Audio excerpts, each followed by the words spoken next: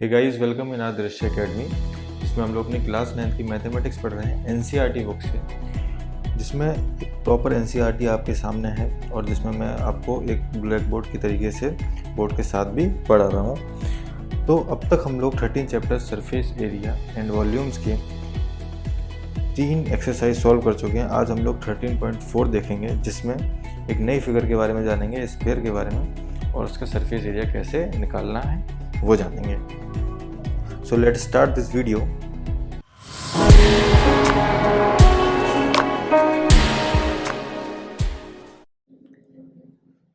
तो जैसे हमने पिछले एक्सरसाइज में देखा है कि सरफेस एरिया क्या होता है। सरफेस एरिया वो अगर कोई भी 3D फिगर है तो उसका जितना भी सरफेस है, आउटर सरफेस, वो कितना होगा।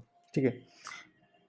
तो स्फीयर क्या होता है, सबसे पहले जानने वाली बात, क्या स्फीयर एक सर्कल होता है?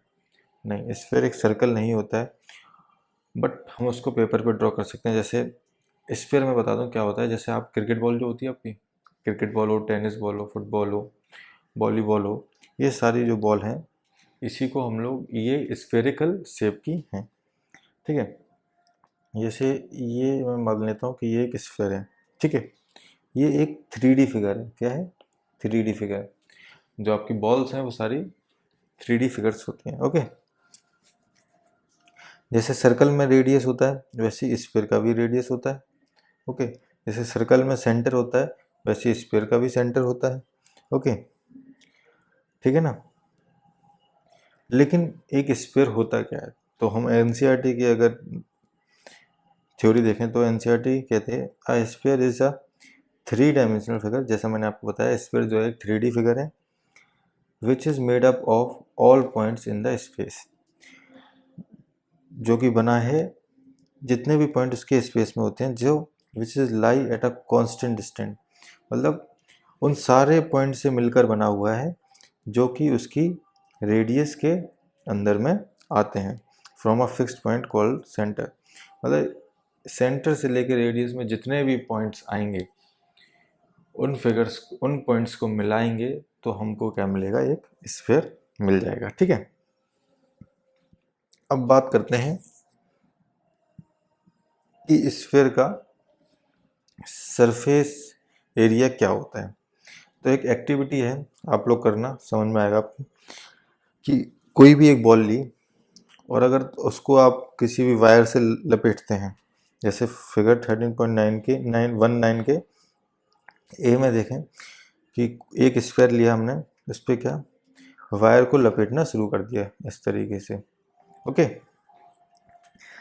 अगर जो सिमिलर वायर है, जितनी वायर उसमें लपटी है उस स्फीयर में, अगर हम उसको सर्कल का अरेंजमेंट में करें कुछ इस तरीके से, फिगर बी के तरीके से, तो हमको मिलेंगे 4 सर्कल, 4 2D सर्कल मिलेंगे। तो इसका मतलब क्या हुआ?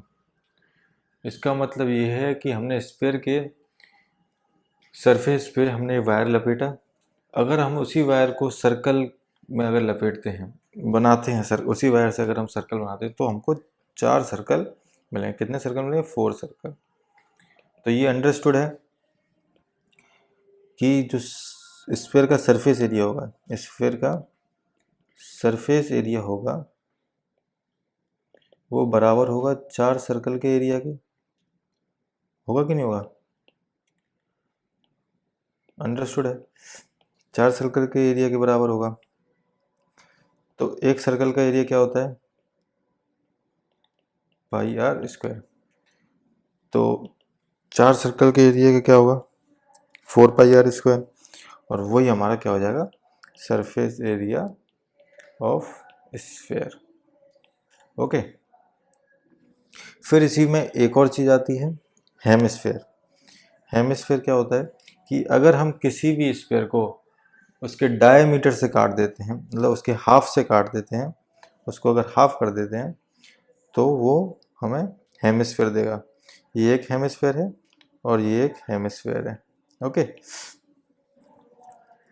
तो सीधी सी बात है, हमने उसको हाफ किया है, तो उसका टोटल सरफेस, उसका कर्व्ड सरफेस एरिया क्या होगा? कर्व्ड सरफेस एरिया मतलब जितना कर्व्ड है, वो सर्कल नहीं। अगर हम लोग काटेंगे तो समझिए एक चीज़, जो उसके ऊपर की जो सरफेस होगी, मतलब ये वाली जो सरफेस है, ये वाली, इसका भी तो एरिया जुड़ेगा टोटल सरफेस एरिया में, ठीक है ना। तो सिर्फ अभी हम लोग कर्व्ड सरफेस एरिया देख रहे हैं, ये वाला, तो ये हो जाएगा 2πr²। क्यों हो जाएगा, समझिए एक चीज़, जो उसका टोटल सरफेस एरिया था वो 4πr² था। अब हम लोग कर्व्ड सरफेस एरिया देख रहे हैं, मतलब उस सर्कल को ना जोड़ते हुए, तो इसका क्या होगा, सिंपल। अब इसमें 2 ही सर्कल बन पाएंगे, जब 2 सर्कल बनेंगे तो इसका मतलब 2πr² उसका कर्व्ड सरफेस एरिया होगा। और अगर हम इसी में उसका ये वाला सर्कल भी जोड़ देते हैं, अगर ये वाला सर्कल भी जोड़ देते हैं, तो इसका क्या हो जाएगा, curved surface area plus area of circle, एक और सर्कल ऐड हो जाएगा कि नहीं। तो ये हो जाएगा πr² प्लस 2πr², तो ये हो गया 3πr² total surface area of hemisphere. तो इसमें हमने 3 फॉर्मूले देखे कि total surface area of sphere क्या होगा, वो होगा 4πr²। Curved surface area of hemisphere क्या होगा, 2πr²। और total surface area of hemisphere क्या होगा, 3πr²। काफ़ी इजी था, ओके। अब इसमें बोल रहा है एग्जाम्पल नंबर 8 में कि find the curved surface area and total surface area of hemisphere, इसकी रेडियस 21 है। तो कर्व्ड सरफेस एरिया हमको पता है क्या होता है, बच्चों, कर्व्ड सरफेस एरिया होता है 2πr²। इसमें कुछ नहीं, आर की वैल्यू रख देनी है और सिंपल कैलकुलेशन है। तो ये काफ़ी इजी एक्सरसाइज है, आप लोग फॉर्मूले में वैल्यू दी होगी, आप फॉर्मूले लगा सकते हैं और इसको सॉल्व कर सकते हैं। तो आज की एक्सरसाइज में बस इतना ही। अगली एक्सरसाइज में हम लोग इसी चैप्टर का दूसरा टॉपिक शुरू करेंगे, मतलब अब तक हम लोगों ने सरफेस एरिया देख चुके हैं, अब अगली एक्सरसाइज से हम लोग वॉल्यूम ऑफ अ क्यूबॉइड देखेंगे। So if you found this video useful, please share with your classmates and do subscribe Drishya Academy. Thanks.